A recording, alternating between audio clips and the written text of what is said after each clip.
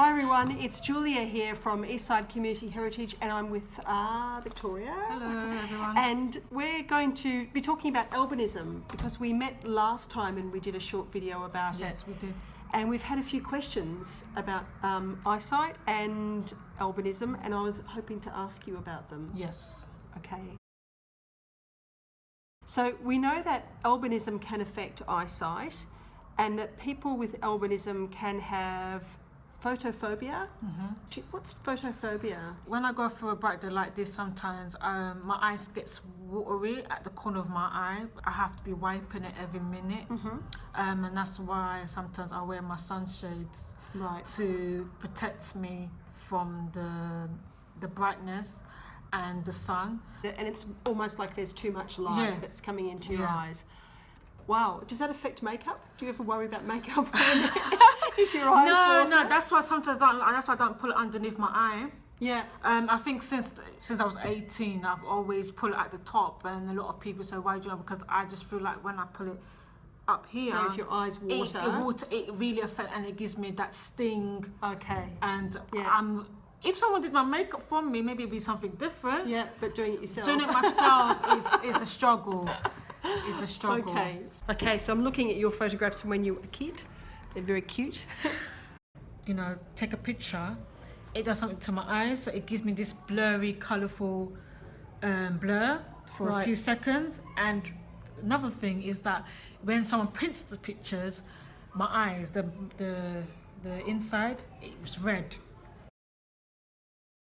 Then there's nystagmus. Yeah. And the eye, when the eyes shake from left and right, so it doesn't stay in one position. So your eyes move. Moves around. So can you focus on things like the camera, for example? Can you focus on the camera? Not always. Not always. As your eyes move. Yeah. So like for instance, from the last video, you could tell that sometimes I'm keep squinting my eyes. Sometimes it's a struggle for us. So sometimes, especially for me. Oh yeah, a lot of people will tell me, why should your eyes go like this? Does that get boring? Yes, it does, because it's like I'm repeating myself. Because in one sense, curiosity is a good thing. Yeah. Like people wanting to know who you are and about you is really fantastic. But then there's just really insensitive questions that people ask that are badly timed, badly placed. You want to know, it's not. I don't have an issue of telling them. It's when you stare in a way that it's uncomfortable for me. Yeah. And I'm just trying to remember, but I can see you watching. That's what I don't like. You know, young people and young children with albinism, they like things are more colourful and more bright. Did they put you in front of the class? Yes. Or Yeah. I always sit in the front, even though at times I really wanted to sit at the back to be like everyone else. To be like the cool kids. You know, especially back in those times when there was no awareness for albinism, and you just want to be like everyone else, but you can't.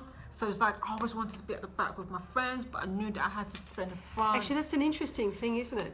Especially for teachers, about like on the one hand, putting kids at the front of the class so they can see is really good. Yeah. But the other thing is that it separates people from their friends at the back and from where all the sort of fun stuff happens. Yeah. Okay.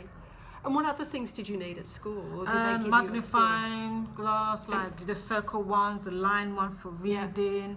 I used to tell them that yellow print, large print paper, A3 large, because when you get older your eyesight starts to change. Yeah. So obviously when I was young it was very sensitive, so black and white wasn't good for me. I'm not gonna lie, I don't want to be, you know, this is about being truthful, so I'm like, I didn't really want them, to be honest with you, because like I said, I wanted to be like every other child. Now I can embrace it and say, you know what, it's nothing wrong of using these things, and that's the things I have at home. But younger, you know, 11, 10, 8, it's like, you know, you don't really want these things.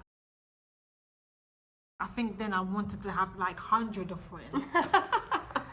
Hundreds of friends, but it was impossible, because then I didn't really have confidence in myself. And sometimes, you know, it was very hard. Sometimes I play by myself, but then I had really 2 close friends then that always had my back. Then I didn't really have confidence in myself until I turned 18. And that's when I went back home and knew my culture, you know, where I was from, where my family was from, and that's how it built.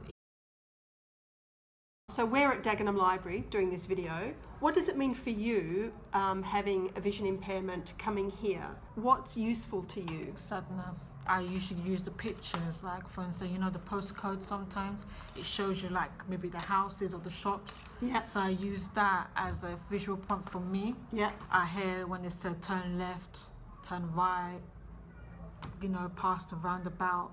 So it's a sound as well. Booking a holiday and thinking about all your plans with a vision impairment. I plan my journey beforehand, and obviously I make calls to, you know, the airport or Eurostar or anywhere I go to let them know that. But from that, I always ask for assistance if I need help.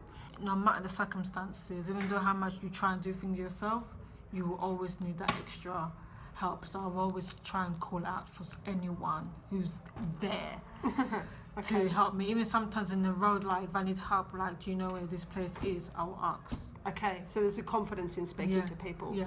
And also, is there a confidence in actually standing up for what you need? Yeah. That comes about. Yeah.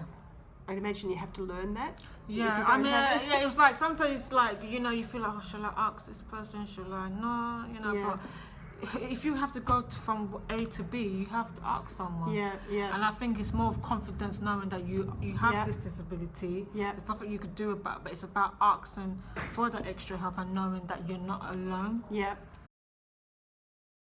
Can you drive? No. I really wish I could drive. I can't. It's something that I'm trying to look into, but it's difficult. It's very difficult. That may be one of the things about driverless cars that's really good. You know, the Google driverless cars, where you can just hop in a car and say where you want to go and it'll take you there. Yeah.